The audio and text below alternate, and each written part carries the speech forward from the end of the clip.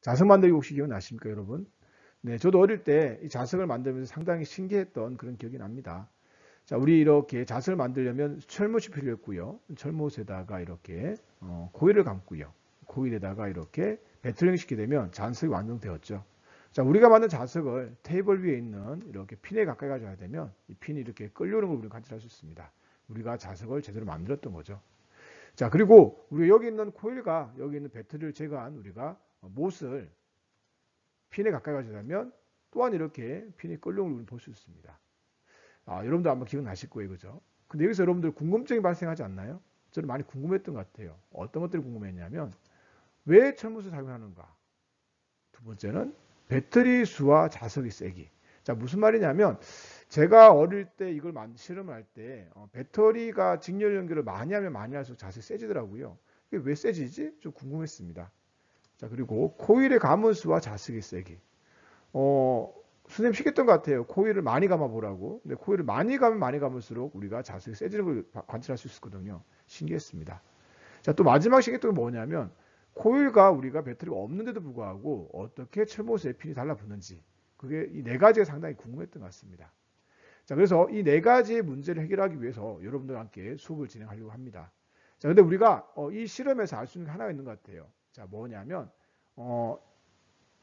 자화되어 있지 않는, 자화되었다는 건 무슨 말이냐면 자석화되어 있다는 뜻이거든요. 자화되어 있지 않는 철못에다가 이렇게 배터링 시키게 되면 뭐가 흐르죠? 그렇죠. 바로 뭐냐면 전류가 흐르게 됩니다. 전류가 흐르게 되면 우리는 자석이 만들어진다는 사실을 이미 알고 있는 거죠. 자, 그래서 전류가 흐르면 자석이 만드는 사실을 여러분들 기억하고 이 다음 수업을, 지음 수업을 들으시면 됩니다. 도선에 전류가 흐르게 되면 자석이 만들어진 걸 여러분들 확인할 수 있습니다. 자, 그러면 우리는 무한히 긴 직선 도선에 전류가 흐를 때 어떤 자기장이 만들어지는지 한번 이야기를 나눠보도록 하겠습니다. 자, 우리 자기장을 확인하기 위해서 뭐가 필요한지 기억나십니까? 그렇죠. 바로 뭐냐면 철가루가 필요했죠. 그래서 수평면 위에 이렇게 철가루를 뿌렸습니다. 골고루 뿌렸습니다. 자, 그리고 우리가 무한히 긴 직선 도선을 이 수평면에 대해서 수직 방향으로 이렇게 놨습니다. 그리고 여기에 전류 흘려 보내는 거죠. 자, 그러면 이 철가루에는 어떤 모양이 변할 거예요. 왜 변한다고 장담할 수 있냐면 우리가 앞에서도 했지만 전류가 흐르면 자석이 만들어지거든요. 자석이 만들어지면 주변에 자기장을 만들어지겠죠. 자, 그럼 그 자기장에 의해서 여기 있는 철가루들은 반응을 할 거예요. 자, 그러면 어떻게 반응하는지 상상을 해보시겠습니까? 네, 상상을 해보셨다면 한번 제가 표현을 해보도록 하겠습니다. 그림과 같이 상상하셨나요? 네. 자, 우리가 철가루가 이렇게 동시원을 그리면서 이렇게 퍼지는 걸 관찰할 수 있습니다. 자, 그러면 여러분들께서 여기 있는 철가루를 보고 유추할 수가 있겠네요. 뭘 유추할 수가 있냐면 도선으로부터 거리가 멀어짐에 따라서 우리가 자기장의 세기는 세지고 있습니까? 약해지고 있습니까? 네, 약해지고 있죠. 뭘 보고 말씀하셨죠? 네, 두 가지가 있습니다. 첫 번째로 뭐냐면 여기 있는 철가루의 모양을 보고 알 수가 있죠. 철가루 어디 많이 모여 있습니까? 그렇죠. 도선 주변에 많이 모여 있죠. 네, 거리가 멀어질수록 이렇게 점점 간격이 넓어지는 걸 볼 수가 있습니다. 자, 두 번째는 뭐냐면 여기 있는 철가루의 모양을 보고 우리는 뭘 만들 수가 있습니까? 그렇죠. 자기력선을 우리는 그릴 수가 있습니다.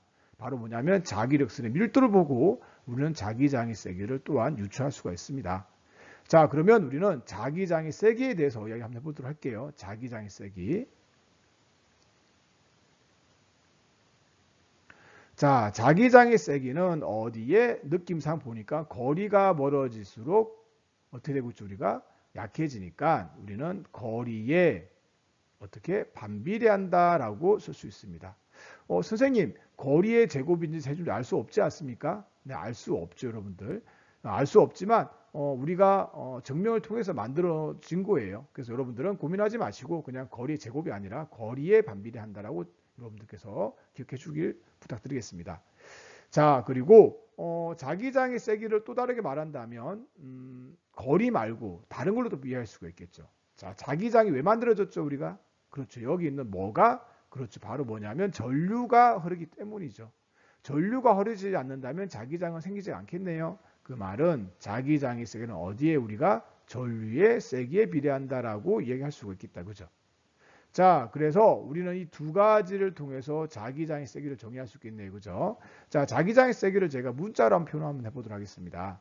자, 자기장의 세기는 이렇게 B로 표현하고요. 거리는 이렇게 R로 표현하고요. 여기 있는 전류는 이렇게 I로 표현합니다. 자, 그래서 자기장의 세기는 어떻게 우리가 R분의 이렇게 I에 어떻게 한다 우리가 비례한다. 그리고 비례상수 이렇게 K를 집어넣도록 하겠습니다.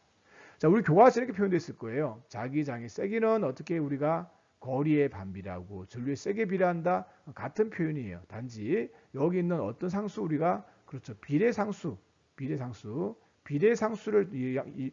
상수를 적용해서 이렇게 같다는 것을 쓸 수도 있습니다. 자, 그러면 자기장의 세기에 대해서 얘기를 한번 해봤고요. 그럼 자기장의 방향에 대해서도 얘기를 한번 해봐야 될 거잖아요. 그죠? 그럼 자기장의 방향을 확인하기 위해서는 뭐가 필요했죠, 우리가? 그렇죠. 바로 뭐냐면 나침판이 필요했죠. 그래서 나침판을 이렇게 갖다 놨을 때만 나침판이 들어가는 가리키는 방향이 이렇게 동시문을 따라서 가리키고 있는 거예요. 자, 그래서 우리는 자기장의 방향은 무엇에? 그렇죠. 나침판의 N극이 가리키는 방향이라고 했으니 자, 어떻게 되나요? 그렇죠. 자기장의 방향은 이렇게 한쪽 방향으로 돌아가는 걸 볼 수가 있겠네요. 이 같은 경우에는 우리가 무슨 방향? 시계 반대 방향으로 자기장이 형성된 걸 볼 수가 있습니다. 그죠? 자, 그러면 자기장의 방향도 방금 전에 말했지만 자기장의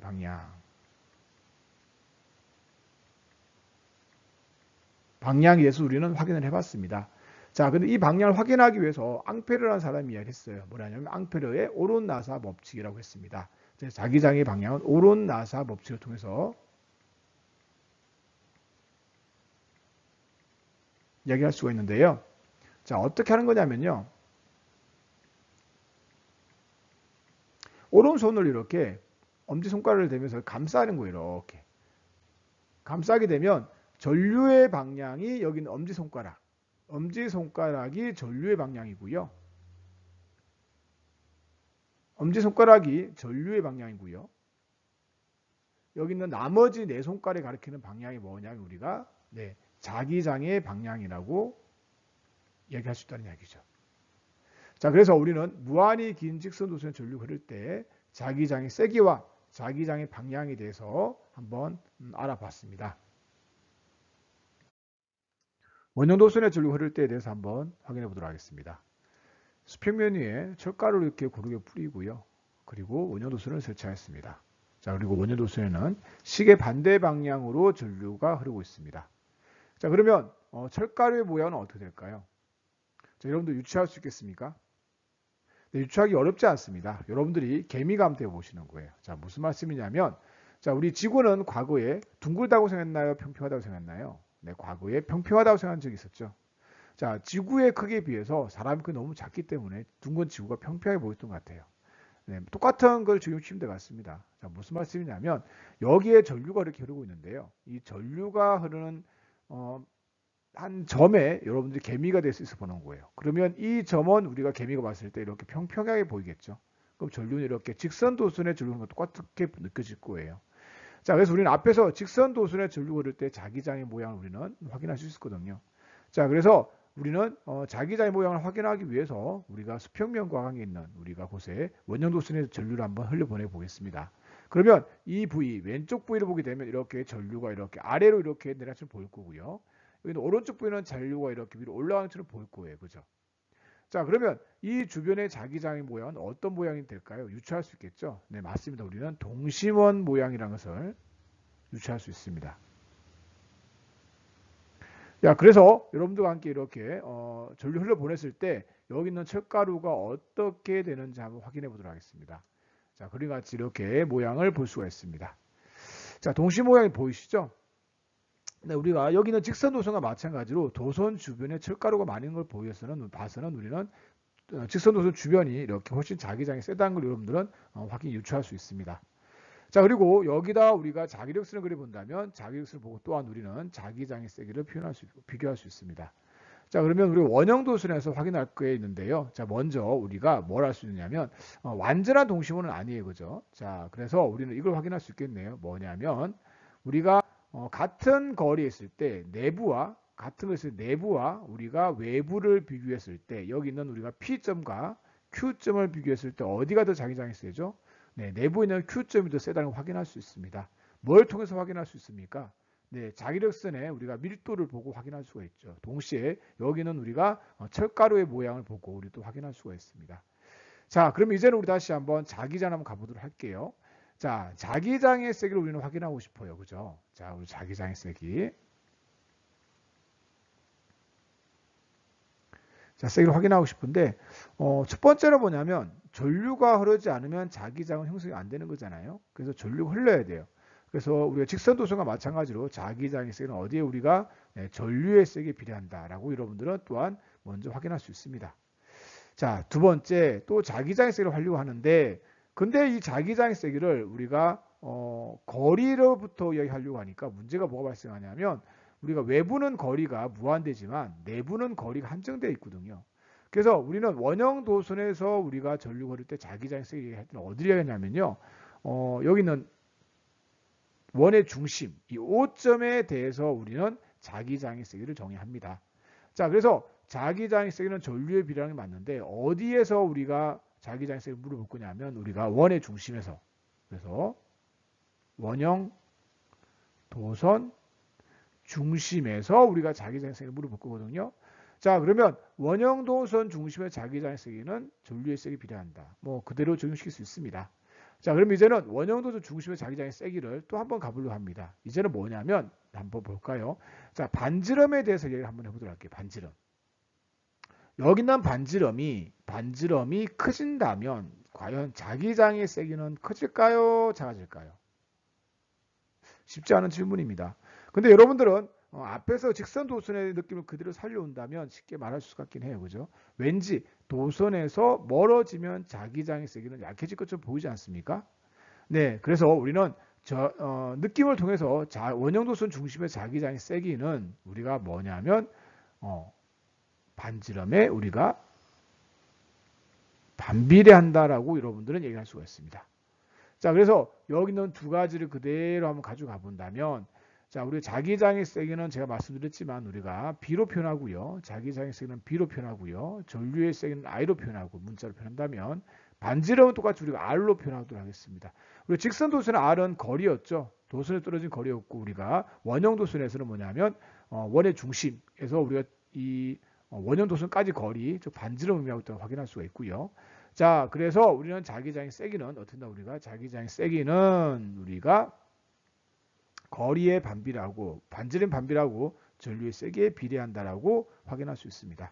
자, 우리 비례상수를 이용해서 쓸 수 있겠죠. 어떻게 쓸 수 있을까요? 네, B는 우리가 K'에 왜 플라임 붙였냐면요. 직선 도선에서의 비례상수가 다르거든요. K'에 우리가 R분의 I라고 이렇게 쓸 수 있습니다. 자, 그러면 원형 도선에서 우리가 잔류에 의한 자기장의 세기를 우리가 비교를 해봤고요. 그래서 남은 게 하나 있겠네요. 뭐가 남았을까요? 그렇죠. 자기장은 벡터량으로서 뭐가 있을까 우리가? 그렇죠. 원형 도선 중심에서 자기장의 우리가 방향에 대해서 얘기를 한번 해봐야 되겠네요. 자, 자기장의 방향을 확인하기 위해서 우리는 뭐가 필요합니까? 그렇죠. 나침판이 필요하죠. 그래서 우리 나침판을 우리가 몇 군데나 봤습니다. 어떻게 됐냐면 어떤 또한 우리가 규칙성을 찾을 수가 있어요. 자, 가만히 보니까 우리가 뭐가 보이죠? 그렇죠. 직선 도선을 제가 활용을 말씀드렸잖아요. 자, 그래서 우리가 왼쪽을 보게 되면 직선 도선의 전류 흐를 때 우리 앙페르 법칙 한번 기억시켜 볼까요? 오론나사 법칙 쉽게 보게 되면 어떻게 여러분들과 유추가 똑같이 나왔습니까? 네, 맞습니다. 자, 그리고 이번에는 우리가 왼쪽 거를 한번 여러분들께서 가만히 본다면 왼쪽 또한 우리는 직선 도선의 전류가 위쪽으로 흐르는 거 똑같고 오론나사 법칙을 써보면 똑같은 걸 확인할 수 있습니다. 자, 그래서 우리가 마찬가지로 여기는 원형 도선 중심 자기장의 세기 또한 우리는 뭘 쓸 거냐면 바로 오론나사 법칙을 쓸 거예요. 앙페르 법칙에.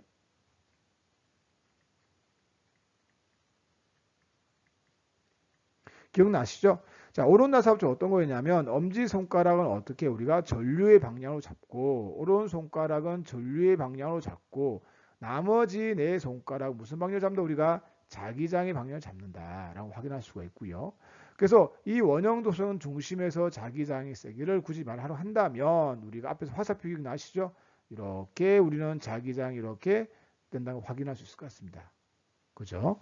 그래서 나침판을 놓는다면 우리는 그림 그릴 수 있겠네요. 이렇게 그림을 그리고요. N극 빨간색 N극이 자기장의 방향이고요. 그리고 이렇게 S극을 여러분들이 또한 그릴 수 있도록 확인할 수 있겠습니다.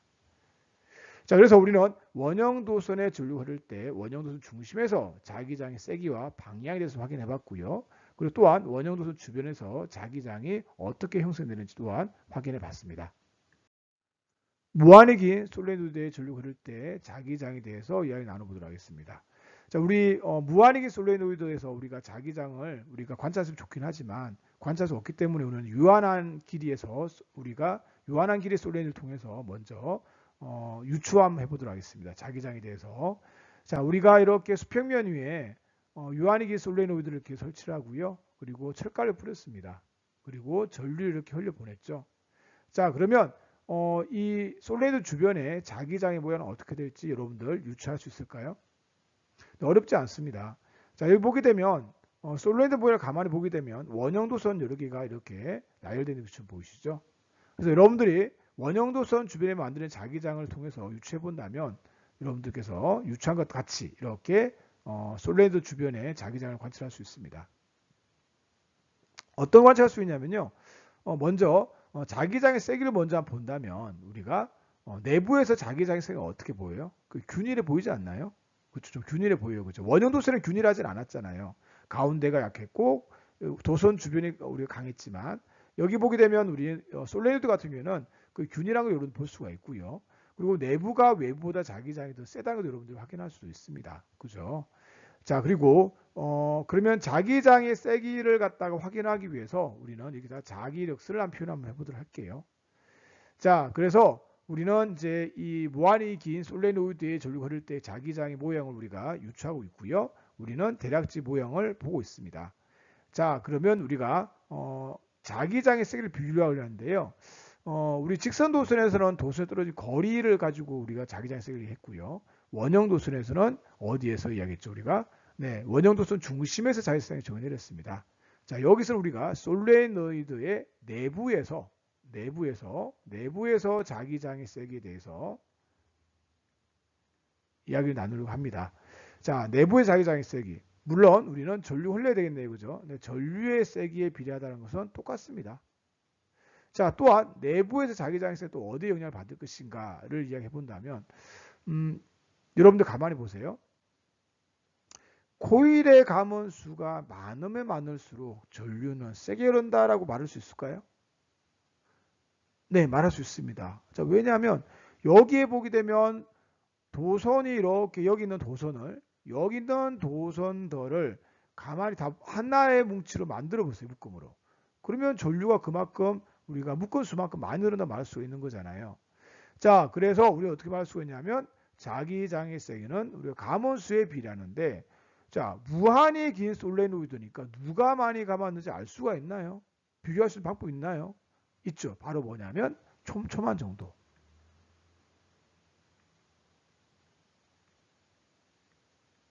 정도라고 우리 이해할 수 있겠죠. 자, 그러면 촘촘한 정도를 저는 어떻게 말하고 싶으냐면 감원 밀도라고 그럴까요? 자, 무슨 말이냐?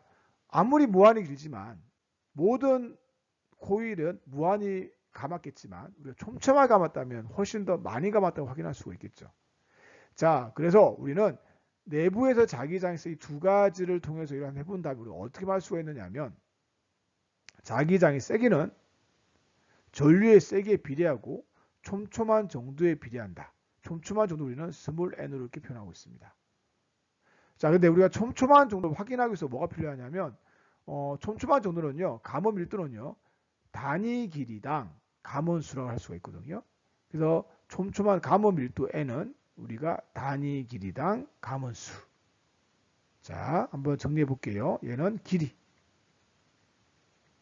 L 길이에 우리가 n번을 감았다면 우리는 감원 밀도는 L분의 N이라고 정의를 한다는 이야기죠. 자, 그래서 우리가 이 값을 우리가 식으로 한번 표현해 본다면 자기장의 세기는 우리는 K 더블 프라임에 우리가 NI라고 할 수 있는 거죠. 자, 근데 여기쯤 되면 여러분들이 궁금증이 생길 거예요. 뭐가 생기냐면 선생님, 여기에 있는 우리가 떨어진 거리 R이 커진다면, 다시 말하면 반지름이 커진다면 도수로부터 떨어진 거리가 커지니까 우리가 뭐냐면 자기장의 세기가 약해지지 않을까요? 라고 여러분들이 유추할 수 있습니다. 자, 그러면 저는 이렇게 말씀을 드릴게요. 여러분들께. 반지름이 커지면요, 전류가 만드는 자기력 선수가 많아지죠. 물론 원형 도선에서 많아집니다. 근데 원형 도선에서는 우리가 균일한 우리가 자기장이 아니기 때문에 많아진 자기력선이 도선 주변에 많이 모여 있었어요. 그리고 가운데는 많이 있지 않았죠.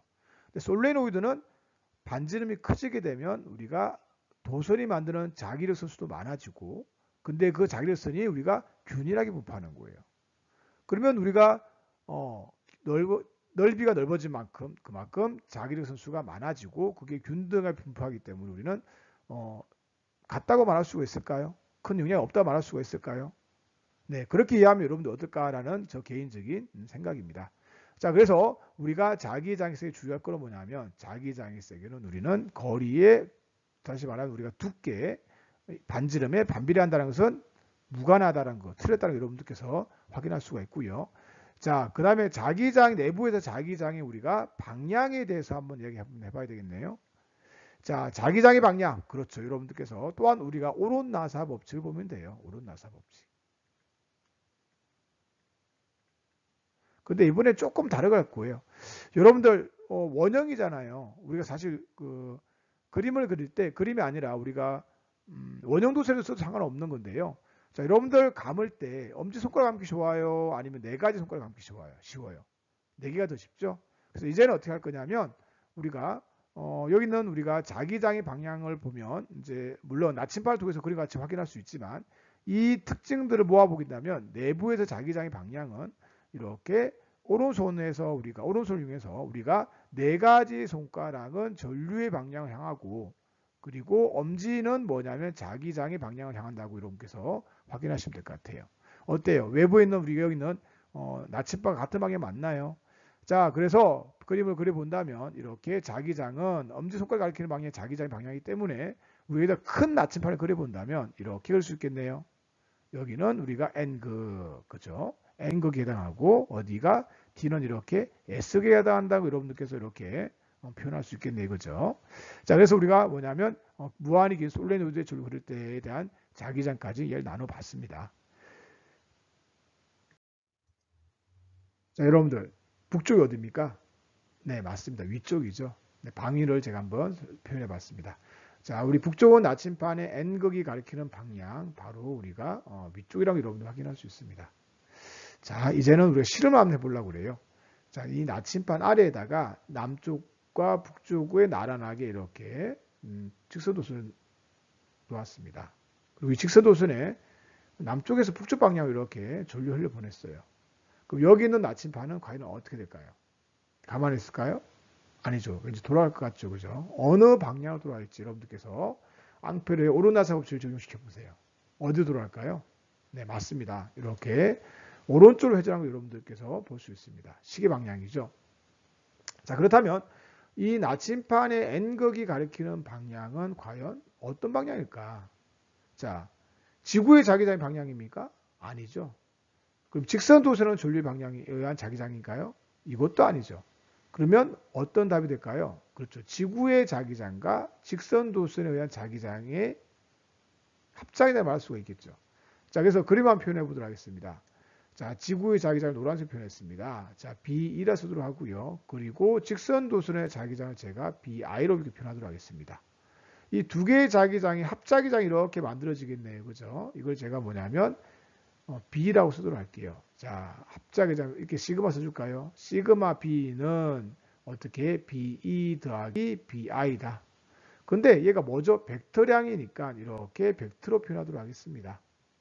벡터를 추가하도록 할게요.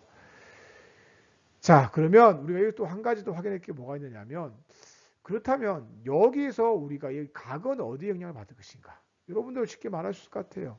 각을 크게 하려면 어떻게 하면 될까요? 네, 맞습니다. 전류를 더 많이 흘리면 돼요. 또 어떻게 하면 되죠? 그렇죠. 나침반과 여기 있는 도선의 간격을 가까이 하면 되는 거예요. 자, 이유는 딴 게 아니고 여기 나와 있는 거죠. 자, 우리가 먼저 알고 있는 수학을 한번 적용시켜 보도록 하겠습니다. 자, 탄젠트 세타 여러분들 알고 계시죠? 탄젠트 세타는 옆변분의 맞변. 어떻게 되죠? 우리가 B2분의 뭐다? 우리가 BI라고 여러분들 확인할 수가 있어요. 그죠? 자, 근데 우리가 지구의 자기장은 어떠죠? 우리가 얘는 불변이잖아요. 얘는 우리가 현재 같은 위치에서 변하지 않거든요. 그래서 우리가 어떻게 하면 될까요? 우리가 여기 있는 무엇을 여기 있는 전류의 자기장을 바꿀 수가 있거든요. 어떻게? 전류의 자기장은 K의 뭐다? 우리가 R분의 I가 되는 거거든요. 그래서 우리가 여기 있는 우리가 K가 여러분 알고 계시죠? 여기 있는 K는 우리가 상수고요. 비례상수고요. 여기 I는 우리가 전류의 세기고요. 그죠? 그리고 R은 어떻게 우리가 거리거든요. 도수로 떨어진 거리. 자, 그래서 우리가 자기장 여기 있는 세타를 크게 하기 위해서는 전류를 많이 보내거나 거리를 적게 하게 되면 우리는 탄젠트가 거치다는 걸 확인할 수 있을 것 같습니다. 자, 여기는 내용도 확인해 주시고요. 자, 한 가지 더 여러분들과 한번 정리해 보도록 하겠습니다. 자, 그렇다면 이제 말할 수 있을 것 같아요. 자, 나침판의 N극이 가리키는 방향은 무엇을 의미하는 거죠? 네, 맞습니다. 나침판의 N극이 가리키는 방향은 바로 합자기장의 방향이라는 걸 여러분들께서 꼭 알고 계셔야 됩니다.